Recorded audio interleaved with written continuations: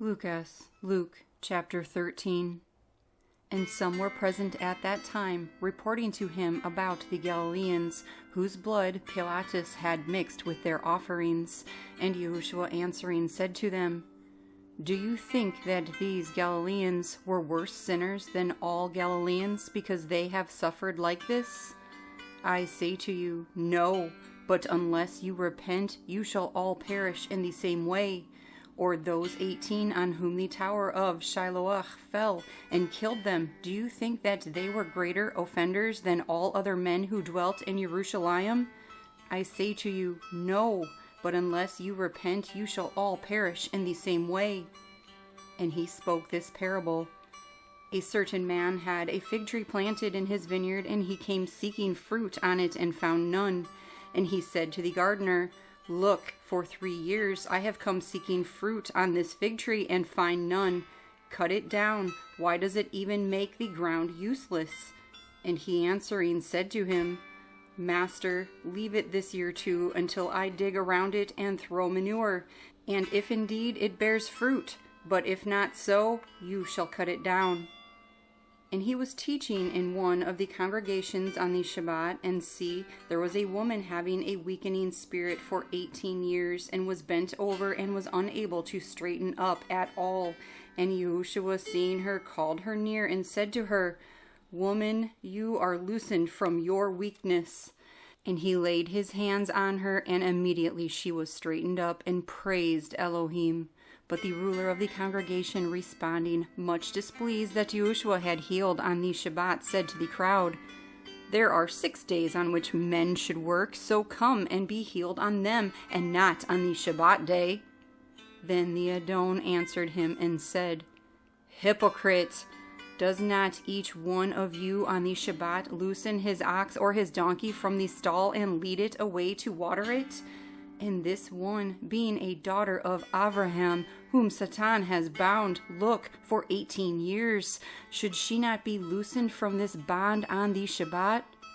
And when he said this, all his opponents were put to shame, and all the crowd rejoiced for all the splendor being done by him. Therefore he said, What is the reign of Elohim like, and to what shall I compare it?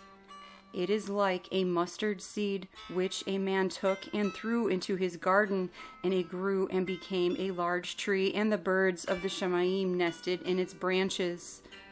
And again he said, To what shall I compare the reign of Elohim?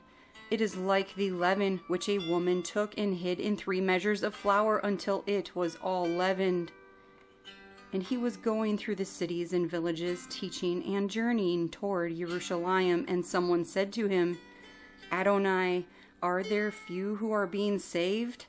And he said to them, Strive to enter through the narrow gate, because many, I say to you, shall seek to enter in, and shall not be able.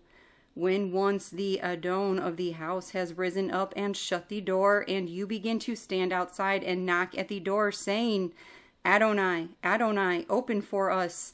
And he shall answer and say to you, I do not know you, where you are from. Then you shall begin to say, We ate and drank in your presence, and you taught in our streets. But he shall say, I say to you, I do not know you, where you are from. Depart from me, all you workers of unrighteousness. There shall be weeping and gnashing of teeth when you see Abraham and Yitzchak and Yaakov and all the Nevi'im in the reign of Elohim, and yourselves thrown outside. And they shall come from the east and the west and from the north and the south, and sit down in the reign of Elohim. And see, there are last who shall be first, and there are first who shall be last. On the same day there came certain Pharisees, saying to him, Get out and go from here, for Herodes wants to kill you. And he said to them, Go, say to that fox, See, I cast out demons and perform healings today and tomorrow, and the 3rd day I shall be perfected. But I have to journey today and tomorrow and the day following, because it is not fitting for a Navi to perish outside of Jerusalem. Yerushalayim, Yerushalayim, killing the Nevi'im and stoning those who are sent to her. How often I wanted to gather your children together, the way a hen her chickens under her wings, but you would not. See, your house is left to you laid waste, and truly I say to you, you shall by no means see me until it comes when you say, Baruch is he who is coming in the name of Yahuah. Luqas, Luke chapter 14. And it came to be as he went into the house of one of the rulers of the Pharisees to eat bread on the Shabbat, that they were watching him closely. And see, there was a certain man before him suffering from dropsy. And Yahusha, responding, spoke to those learned in the Torah and the Pharisees, saying, Is it right to heal on the Shabbat? But they were silent, so taking hold of him, he healed him and let him go. And to them he said, Which of you, having a donkey or an ox that has fallen into a pit, shall not immediately pull him out on the Shabbat day? And they were unable to answer him regarding these. And he spoke a parable to those who were invited, when he noted how they chose the best places, saying to them, When you are invited by anyone to a wedding feast, do not sit down in the best place, lest one more distinguished than you be invited by him, and he who invited you and him come and say to you, Give this one place, and then you begin with shame to take the last place. Rather, when you are invited, go and sit down in the last place, so that when he who invited you comes, he shall say to you, Friend, come up higher. Then you shall have esteem in the presence of those who sit at the table with you. For everyone who is exalting himself shall be humbled, and he who is humbling himself shall be exalted. And he also said to him who invited him, When you give a dinner or a supper, do not ask your friends, nor your brothers, nor your relatives, nor your rich neighbors, lest they also invite you back and you be repaid. But when you give a feast, invite poor ones, crippled ones, lame ones, blind ones, and you shall be Baruch, because they do not have to repay you, for you shall be repaid at the resurrection of the righteous. And when one of those who sat at the table with him heard this, he said to him, Baruch is he who eats bread in the reign of Elohim.